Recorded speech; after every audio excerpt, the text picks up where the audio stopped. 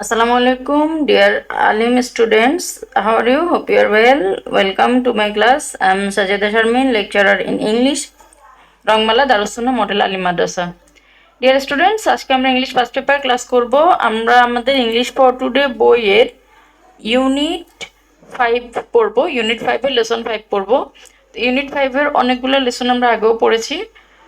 এটা হচ্ছে অ্যাডোলেসেন্স নিয়ে, মূলত কৈশোরকালীন অবস্থা নিয়ে এবং বাংলাদেশে কিশোর কিশোরীদের যে সমস্যার সম্মুখীন হতে হয় সেটাও আমরা এখানে পড়েছি।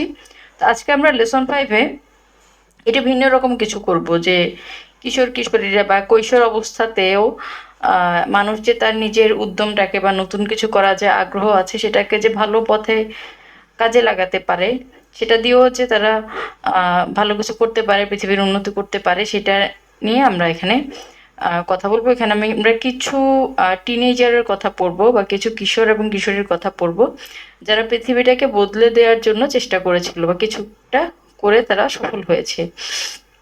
সো ডিয়ার স্টুডেন্টস, আজকে আমরা যেই লেসনটা পড়বো, লেসন 5-এর হেডলাইন হচ্ছে amazing children and teens who have changed the world. মানে হচ্ছে কিছু শিশু এবং কিছু কিশোর এবং কিশোরী যারা পৃথিবীটাকে পরিবর্তন করেছে এবং তাদেরকে বলা হয়েছে amazing children.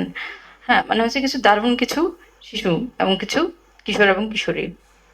So dear students, আমরা শুরু করি।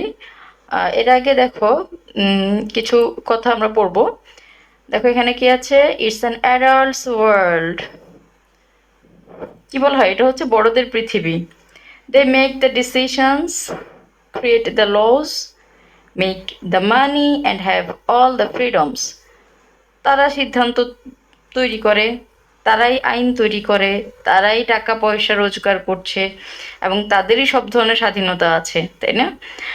আমরা কিশোর এবং কিশোরীরা যারা আছি, মানে আমরা এই বয়সটাতে এরকমটাই চিন্তা করি যে আমাদের পৃথিবীটা হচ্ছে কি বড়দের পৃথিবী। এই পৃথিবীতে সবকিছুই বড়রাই পরিচালনা করে, সবকিছুই তাদের দ্বারাই নিয়ন্ত্রিত হয়, তারাই সংসারে আয় রোজগার করছে, তারাই কি সবকিছু নিয়ন্ত্রণ করছে, সবকিছু পরিচালিত করছে এবং তারাই হচ্ছে সবচেয়ে বেশি স্বাধীন। মানে বড়রাই হচ্ছে সবচেয়ে বেশি স্বাধীন, আমরা ছোটরা স্বাধীন না, আমরা নিজের ইচ্ছা মতো কিছু করতে পারি না, আমরা যা চাই সেটা করতে পারি না, ঠিক আছে? But there have been exceptions, কিন্তু এখানে কিছু ব্যতিক্রম জিনিস আছে, কিছু ব্যতিক্রমী কিছু মানুষ আছে। Take the example these child visionaries, boys and girls, who have changed our world through their good actions or examples. So এখানে কিছু ব্যতিক্রম আছে। টেক ফর এক্সাম্পল, আমরা উদাহরণ হিসেবে নিতে পারি দিস ভিশনারিজ বয়েজ অ্যান্ড গার্লস। ভিশনারিজ মানে হচ্ছে স্বপ্নচারী।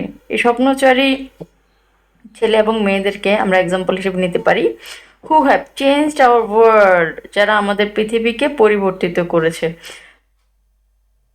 So their good actions or examples, তাদের ভালো কাজ এবং উদাহরণ দ্বারা তারা পৃথিবীকে পরিবর্তিত করেছে। শুধু তারা যে ভালো কাজ করেছে সেটা না, তারা আরও অনেকেই ভালো কাজ করার ব্যাপারে উৎসাহিত করেছে।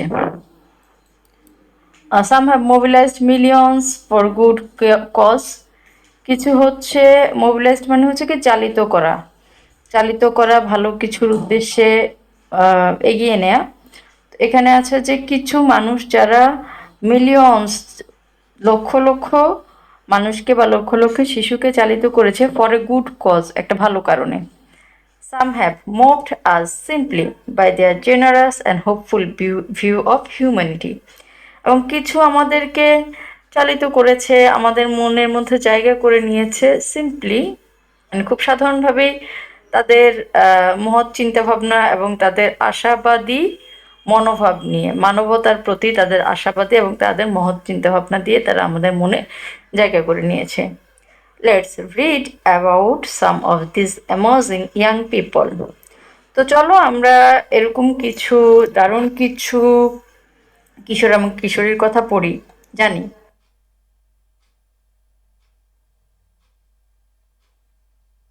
Students, look at the picture.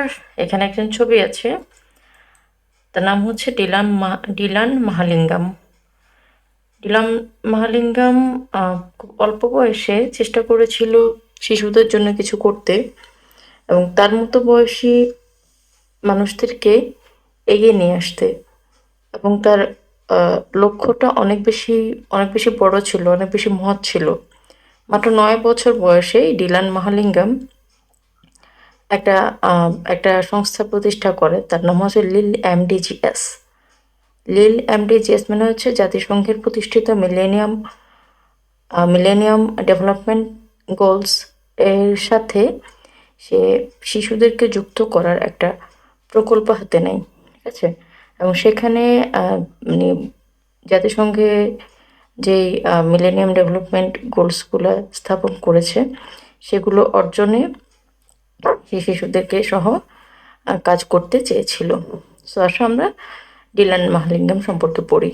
দেখো এখানে আছে, at the age of 8, Dylan Mahalingam became the co-founder of Lil MDGS, a non-profit international development and youth empowerment organization. So মাত্র 9 বছর বয়সে ডিলান মাহালিঙ্গাম লিল এমডিজিএস এর সহ প্রতিষ্ঠাতা হিসেবে একটা non profit international development and youth empowerment organisation প্রতিষ্ঠা করেন। সো এটা হচ্ছে কি একটা অলাভজনক আন্তর্জাতিক উন্নয়ন এবং যুব ক্ষমতায়নের একটা সংগঠন। লিল এমডিজিএস mission is to use the power of the digital media to engage children in the United Nations Millennium Development Goals. So লিল এমডিজিএস এর যে লক্ষ্য সেটা হচ্ছে যে জাতিসংঘ প্রবর্তিত যে মিলেনিয়াম ডেভেলপমেন্ট গোলস আছে সেটার সাথে শিশুদেরকে সম্পৃক্ত করা, ঠিক আছে? সো এখানে গেছে লিল এমডিজিএস এর যে লক্ষ্য ছিল, মিশন ছিল, সেটা হচ্ছে যে use the power of the digital media, যে ডিজিটাল মিডিয়ার ক্ষমতা ব্যবহার করে কি করবে, শিশুদেরকে জাতিসংঘ প্রবর্তিত মিলেনিয়াম ডেভেলপমেন্ট গোলসের সাথে সংযুক্ত করবে। তো মিলেনিয়াম ডেভেলপমেন্ট গোলসের যে লক্ষ্যগুলো আছে এর মধ্যে আছে হচ্ছে ক্ষুধা দারিদ্রতা নির্মূল করা, তারপর আছে হচ্ছে শিশুদের শিক্ষার প্রসার ঘটানো, এরপরে হচ্ছে এইডস বা ম্যালেরিয়ার মতো এই ধরনের ডিজিজের বিরুদ্ধে লড়াই করা, তারপরে জাস্ট এই ধরনের আর কি, এই ধরনের অনেকগুলো উদ্দেশ্য মানে নিয়ে মোটামুটি মিলেনিয়াম ডেভেলপমেন্ট গোলসগুলো নির্ধারিত হয়েছে। আর ডিলান মাহালিঙ্গামের লিল এমডিজিএস এই লক্ষ্যগুলো অর্জনের জন্য শিশুদেরকে নিয়ে কাজ করেছেন। His organization has mobilized more than 3 million children around the globe to raise $780,000 for tsunami relief and more than $10 million for hurricane relief.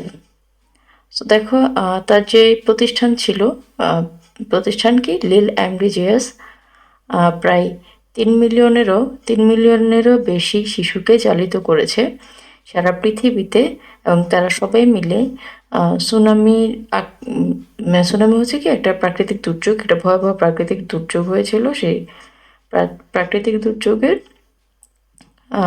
সেই ক্ষতিগ্রস্ত মানুষদেরকে সাহায্য প্রদানের জন্য সবাই মিলে $7,80,000 সংগ্রহ করে এবং 10 মিলিয়নেরও বেশি ডলার সংগ্রহ করে হ্যারিকেন রিলিফের জন্য।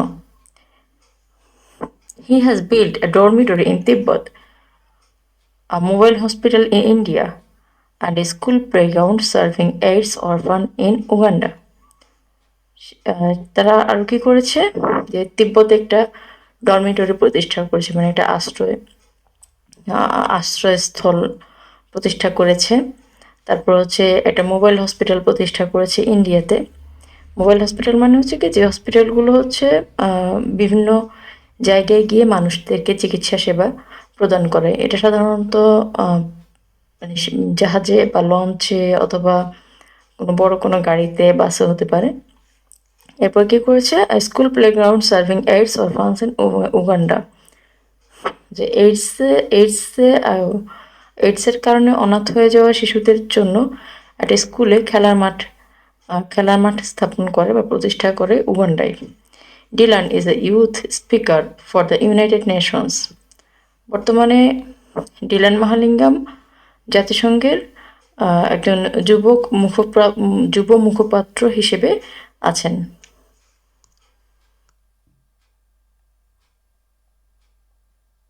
This young baby, this innocent baby,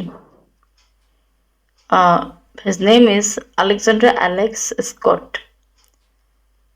এই শিশুটি খুব খুব খুব খুব অল্প সময় পৃথিবীতে বেঁচে ছিল, কিন্তু এই অল্প সময়ে সে পৃথিবীটাকে পরিবর্তনের জন্য সে একটা মহৎ উদ্যোগ নিয়েছিল। আমরা এখন সেটা সম্পর্কে পড়ব। Dear students, let us read about Alexander Alex Scott. দেখো এখানে আছে যে আলেকজান্ডার অ্যালেক্স স্কট একটা লেবুর শরবতের জগ এবং গ্লাস নিয়ে আছে। তো তার সম্পর্কে পড়লে আমরা এই ব্যাপারটা বুঝতে পারবো। Alexander Alex Scott was born in Connecticut in 1996 and was diagnosed with neuroblastoma, a type of childhood cancer, shortly before she turned 1.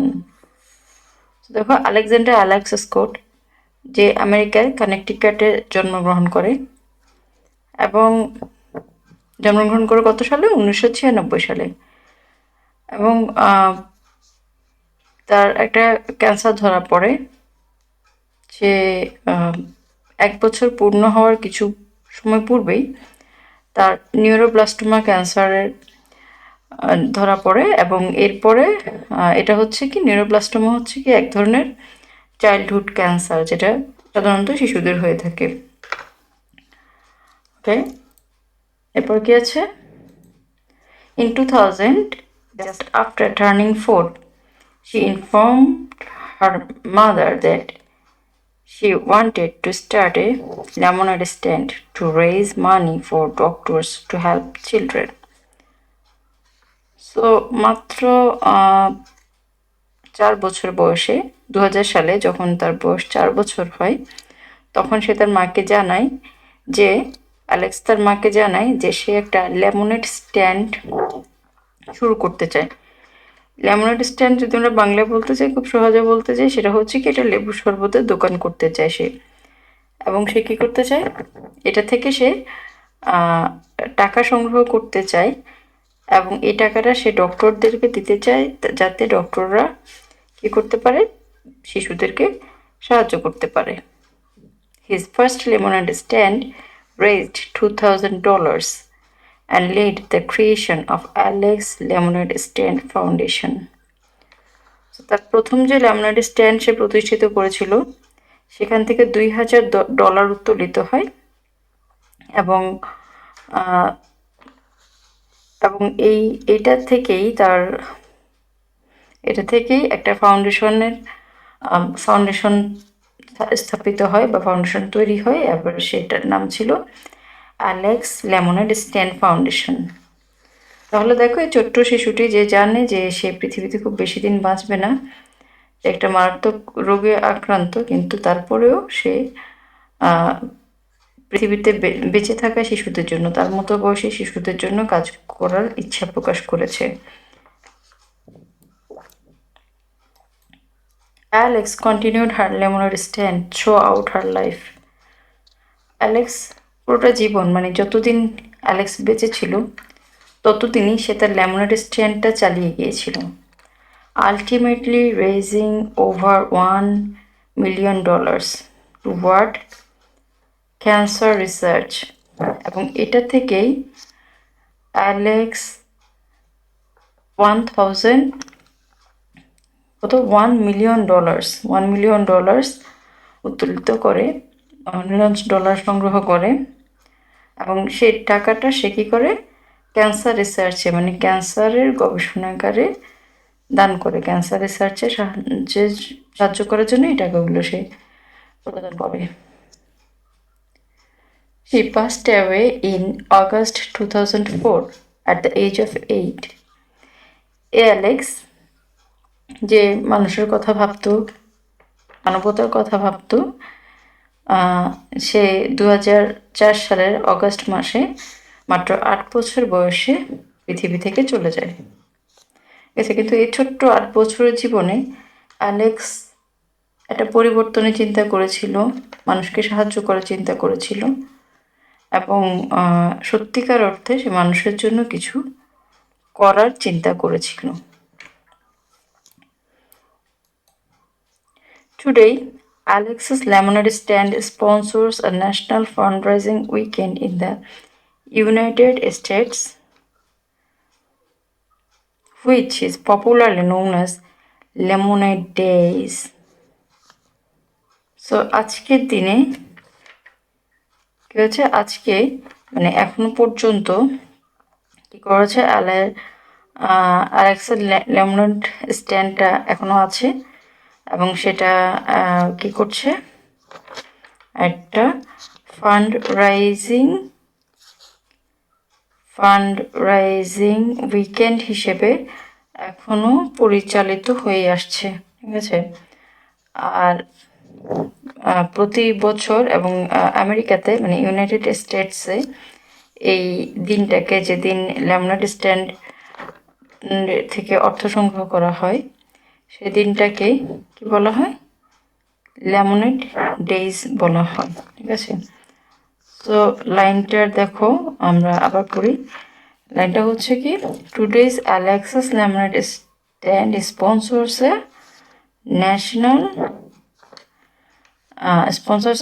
fundraising weekend in the United States, which is popularly known as Lemonade Days. আচ্ছা, তাহলে কি বোঝা যাচ্ছে যে লাইনটার অর্থ অনেকটা এরকম যে বর্তমানে অ্যালেক্সের লেমনেড স্ট্যান্ড যুক্তরাষ্ট্রে একটি জাতীয় অর্থ সংগ্রহ সপ্তাহান্ত স্পন্সর করে। অর্থ সংগ্রহ সপ্তাহান্ত মানে সপ্তাহের শেষের দিন আর কি স্পন্সর করে, যা লেমনেড ডেজ হিসেবে পরিচিত। ঠিক আছে, সো অ্যালেক্স চলে গেল। অ্যালেক্সের এই যে চিন্তাটা, সেটা কিন্তু ইউনাইটেড স্টেটস অফ আমেরিকা ধরে রেখেছে এবং তারা প্রতি সপ্তাহে একদিন মানে সপ্তাহের শেষের দিনটাকে তারা লেমনেড ডেজ হিসেবে ঘোষণা করেছে এবং এই দিনে ঠিক কী করা হচ্ছে যে লেমনেড স্ট্যান্ড স্থাপনের মাধ্যমে কি করা হচ্ছে যে শিশুদের জন্য অর্থ সংগ্রহ করা হয়। Each year as many as 10,000 volunteers at more than 200 Alex's lemonade stands make a difference for children with cancer. So প্রতি বছর প্রায় 10,000 স্বেচ্ছাসেবক 2,000-এরও বেশি লেমনেড স্ট্যান্ডে দাঁড়ায় এবং ক্যান্সার আক্রান্ত শিশুদের জন্য ভিন্ন কিছু করে, কিছু পার্থক্য করে দেয়। তো তাহলে কি হচ্ছে যে অ্যালেক্স এখন নেই পৃথিবীতে, কিন্তু অ্যালেক্সের লেমনেড স্ট্যান্ডটা কি করেছে, মানে এখনো তারা ধরে রেখেছে। সেখানে কি 10,000 ভলেন্টিয়ার্স মানে 10,000 স্বেচ্ছাসেবী কাজ করে এবং তারা ঠিক অ্যালেক্সের মতোই লেবুর শরবতের দোকান স্থাপন করে এবং সেই দোকানগুলোর নামও তারা দেয় কি, অ্যালেক্সাস লেমনেড স্ট্যান্ডস। এবং প্রায় 2,000 লেমনেড স্ট্যান্ডস স্থাপন করা হয় এবং এরপরে সেখান থেকে যেই অর্থটা উপার্জন করা হয় সেটা কি ক্যান্সার আক্রান্ত শিশুদের চিকিৎসার জন্য ব্যয় করা হয়। সো এরপরে আমরা একজনের কথা পড়বো, তার নাম হচ্ছে রায়ান রেলজ্যাক। রায়ান রেলজ্যাক, সেও হচ্ছে কি একটা 6 বছর বয়সী একটা ছোট্ট বাচ্চা, যে সে শুনেছে যে আফ্রিকাতে শিশুরা কত পরিশ্রম করে, কত কষ্ট করে তাদের পানীয় জল সংগ্রহ করে এবং সেখান থেকেই সে ফিল করতে চেষ্টা করে যে যেসব অঞ্চলে মানুষের পানীয় জলের অভাব আছে তাদের জন্য কিছু একটা করবে। ঠিক আছে, এবং সেই সংকল্প থেকেই শুরু হয় Ryan's Well Foundation. Ryan Reljak. In 1998, 6-year-old Ryan Reljak was shocked to learn that children in Africa had to walk many kilometers every day just to fetch water.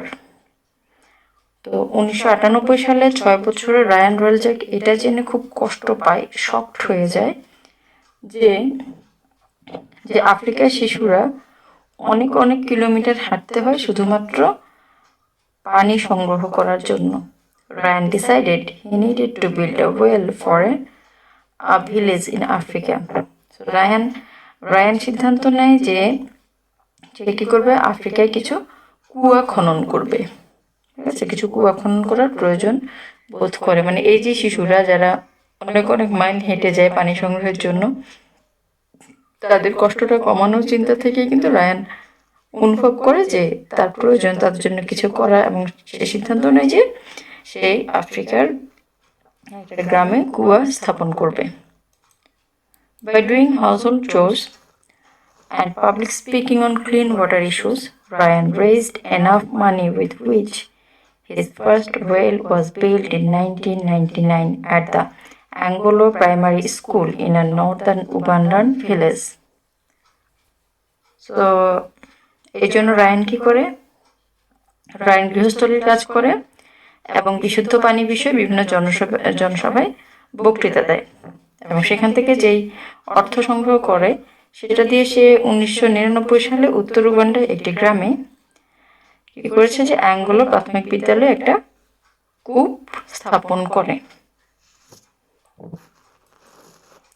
রায়ানস determination lead রায়ানস Well foundation.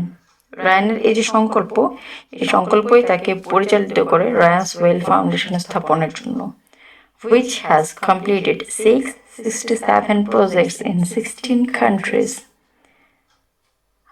bringing access to clean water and sanitation to more than 7,14,000 people. So এই যে রায়ানের যেই সংকল্প, সেটা থেকে কি হয়, Ryan's Well foundation তৈরি হয়, এবং যেটা প্রায় 16টি দেশে 667টি প্রকল্প সম্পন্ন করেছে, যার মাধ্যমে 7,14,000-এরও বেশি মানুষ কি করেছে, পরিষ্কার পানি এবং সুস্বাস্থ্যের আওতায় আসে। ওকে, এরপর আমরা যার কথা পড়বো তার নাম হচ্ছে কেটি স্ট্যাগলিয়ানো। কেটি স্ট্যাগলিয়ানো খুব মানে সহজ একটা কাজ করে, যেটা হচ্ছে কি সে সবজি চাষ করে, এবং সেই সবজিগুলো সে কি করছে যে যেসব জায়গাতে মানুষদেরকে বিনা পয়সায় খাওয়ানো হয় সেসব জায়গাতে তার ক্ষেত উৎপাদিত সবজিগুলো দান করতো। ঠিক আছে, এবং এইভাবেই কিন্তু কি হচ্ছে যে অনেক অনেক মানে ফ্রেশ ভেজিটেবলস সে বিভিন্ন জায়গায় যেসব মানুষগুলো অভাবী ছিল, যাদের খাদ্যের অভাব ছিল, কোথায় কষ্ট পেত, ঠিক তাদের জন্য সে কি করতো, তার নিজের উৎপাদিত ফ্রেশ ভেজিটেবলসগুলো তাদেরকে দান করতো, এবং এটাই হচ্ছে কি, এটা থেকেই হচ্ছে যে তার নাম সারা পৃথিবীর মানুষ জানতে পারে। তো সে হচ্ছে কেটি স্ট্যাগলিয়ানো। দেখো, Katie স্ট্যাগলিয়ানো in 2009, 9-year-old Katie Stagliano brought a tiny cabbage seeding home from school. তো দেখো 2008 সালে 9 বছর বয়সী কেটি স্ট্যাগলিয়ানো কি করছে, স্কুল থেকে খুব ছোট্ট একটা বাঁধাকপির চারা নিয়ে আসে। As she cared for her cabbage, it grew to 40 pounds. সে তার বাঁধাকপি চারাটার যত্ন নিয়েছিল এবং এটা 14 পাউন্ড ওজনের হয়। Katie donated her cabbage to a soup kitchen where it helped to feed more than 275 people. So এই যে বাঁধাকপিটা সে উৎপন্ন করেছিল এবং যেটা 40 পাউন্ড পর্যন্ত ওজন হয়েছিল, সেটা সে কি করে, একটা স্যুপ কিচেন মানে একটা স্যুপের দোকানে দান করে, যারা প্রায় 275 জনেরও বেশি মানুষকে খাওয়ায়। ঠিক আছে, এবং তারা কি করছে, হেল্প পিপল ইন নিড, এবং তারা কি অভাবগ্রস্ত মানুষদেরকে সাহায্য করে। দেখো, এই হচ্ছে কেটি স্ট্যাগলিয়ানোর সেই বাঁধাকপিটা, যেটা দিয়ে মোটামুটি মানে মানুষের জন্য, মানবতার জন্য একটা কাজ করার স্বপ্ন দেখে এই ছোট্ট 9 বছর বয়সী মেয়েটা। Moved by the experience of seeing how many people could benefit from the donation of fresh produce to soup kitchen, Katie decided to start a vegetable gardens and donate the harvest to help people in need. So Katie যখন দেখলো যে তার একটা নতুন অভিজ্ঞতা হলো যে সে একটা বাঁধাকপি উৎপন্ন করেছে এবং এই বাঁধাকপি উৎপাদন করেছে এবং এই বাঁধাকপিটাকে সে কী করলো একটা জায়গাতে দান করলো যারা অনেকগুলো মানুষকে বিনা পয়সায় খাওয়াচ্ছে, ঠিক আছে। তো এই যে তার যে তাজা উৎপাদন এবং দান থেকে যে কত মানুষ উপকৃত হতে পারে, এই অভিজ্ঞতা থেকেই কেটটি উৎসাহিত হয় এবং সে তার নিজের সবজি বাগান শুরু করে এবং সে সিদ্ধান্ত নেয় যে সে অভাবগ্রস্ত মানুষদেরকে খাওয়ানোর কাজে সাহায্য করার জন্য সে তার ফসল দান করবে। Today, Katie's Crops donates thousands of pounds fresh produce from numerous gardens organizations that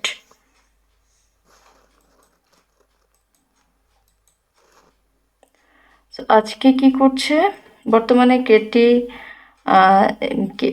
যেই কি আছে সবজি বাগান আছে, এই কেটি সবজি বাগান নামে কি হচ্ছে অসংখ্য বাগান তৈরি হয়েছে এবং সেখান থেকে হাজার হাজার তাজা উৎপাদিত ফসল বিভিন্ন সংস্থাকে কি করা হচ্ছে, বিভিন্ন সংস্থাকে দান করা হয়েছে।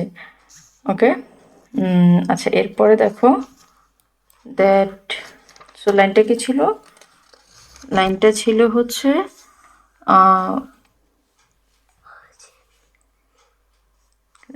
হচ্ছে today Katie's Krops donates thousands of pounds of fresh produce from numerous gardens to organizations that help people in need. এটা বাংলা অর্থটা এরকম হতে পারে যে বর্তমানে কেটির অসংখ্য বাগান থেকে হাজার হাজার পাউন্ড কেটিস ক্রপস, কেটি যে ফসল উৎপন্ন করেছিল সেই ফসলের নামে অসংখ্য বাগান থেকে হাজার হাজার পাউন্ড তাজা উৎপাদিত ফসল বিভিন্ন সংস্থাকে দান করে যারা অভাবী মানুষদেরকে সাহায্য করে। ওকে, এরপর আমরা এখানে দেখো আছে কেটি ছবি আছে, তার সে বাঁধাকপির ছবি এবং তার সবজি বাগানের ছবি আছে। এবার আমরা আরেকজনের কথা বলবো যার নাম হচ্ছে আনা ফ্রাঙ্ক। আনা ফ্রাঙ্ক মূলত মানে একটা দ্বিতীয় বিশ্বযুদ্ধের একজন ভুক্তভোগী ভিকটিম। তো সে আনা ফ্রাঙ্ক হচ্ছে একটা ডায়েরি লিখে গিয়েছে, যে ডায়েরিটা এখনো পর্যন্ত মানে বিশ্ব সাহিত্যের যে মাস্টারপিসগুলো আছে তাদের মধ্যে একটি হিসেবে গণ্য হয়, ডায়েরিটাকে একটা মাস্টারপিস হিসেবে গণ্য করা হয়। তো সেই আনা ফ্রাঙ্ক নিয়ে আমরা পড়ব। Anna Frank is perhaps the most well-known victim of the Nazi Holocaust of World War II. Anna Frank হচ্ছে সবচেয়ে বেশি পরিচিত ভিকটিম, মানে পরিচিত ভুক্তভোগী কিসের, Nazi Holocaust of World War II। সেটা হচ্ছে যে দ্বিতীয় বিশ্বযুদ্ধে যেই নাৎসি হলোকাস্ট হয়েছিল, মানে নাৎসিতে যে আন্দোলন হয়েছিল, যেই অত্যাচার করেছিল মানুষদের উপরে, সেটার সবচেয়ে পরিচিত ভিকটিম হচ্ছে কি আনা Frank. Anna, born in 12 June 1929, was given a diary at the age of 13 in which he chronicled her life from 1942 to 1944. আনা ফ্রাঙ্ক জন্ম নিয়েছে 12 জুন 1929 সালে এবং তাকে একটা ডায়েরি দেওয়া হয় 13 বছর বয়সে, যেখানে সে তার জীবনের ঘটনাবলীকে সে ক্রনিকল করছিল। ক্রনিকল মানে কি, সে ধারাবাহিকভাবে লিখেছিল এবং সেটা খুব বেশি সময়ের না, 1942 থেকে 1944 সাল পর্যন্ত তার জীবনে ঘটে যাওয়া ঘটনাগুলোকে সে ধারাবাহিকভাবে লিখেছে একটা ডায়েরিতে। During this time, Anna spent 2 years in hiding with her family in Nazi-occupied Amsterdam in a secret annex with 4 other Jews. Jews মানে হচ্ছে ইহুদি, আচ্ছা। তারপরে হচ্ছে লাইনটা অর্থ কিরকম হতে পারে, এই সময় সে কী করছিল, নাৎসিদের দখলকৃত, মানে যে হিটলারের যে বাহিনী ছিল, নাৎসি বাহিনী, তাদের দখলকৃত আমস্টারডামের একটি গোপন স্থানে তার পরিবার এবং অন্যান্য চারজন ইহুদির সাথে লুকিয়ে তার জীবনে 2 বছর অতিবাহিত করে। Betrayed and discovered in 1944, Anna was sent to Bergen-Belsen concentration camp. So এখানে তারা বিশ্বাসঘাতকতার শিকার হয়, মানে তাদের মধ্যে থেকেই কেউ তাদেরকে ধরিয়ে দেয় 1944 সালে এবং ধরা পড়ে, এবং আনাকে বার্গেন আবালসেন কনসেন্ট্রেশন ক্যাম্পে পাঠানো হয়, মানে মূলত মোটামুটি এটা জেলখানাতে পাঠানো হয় আর কি। যেখানে কি করছিল, আচ্ছা, where she died in typhus in 1945, যেখানে সে টাইফাস রোগে 1945 সালে মারা যায়। সে আনা ফ্রাঙ্কের ছবি এবং নাজিরা যে মানুষগুলোকে মেরে ফেলেছিল তাদের ছবি আছে এখানে। Anna's father, Otto Frank, was only occupant of the secret annex to survive the war. আনার বাবা অটো ফ্রাঙ্ক, তিনি ছিলেন একমাত্র যে সেই গোপন জায়গাটাতে লুকিয়ে থাকা একমাত্র বেঁচে থাকা মানুষ। In 1947, he published Annie's diary as the diary of a young girl. 1947 সালে তিনি অ্যান্নার এই ডায়েরিটা প্রকাশ করেন এবং বইটার নাম দেন The diary of a young girl.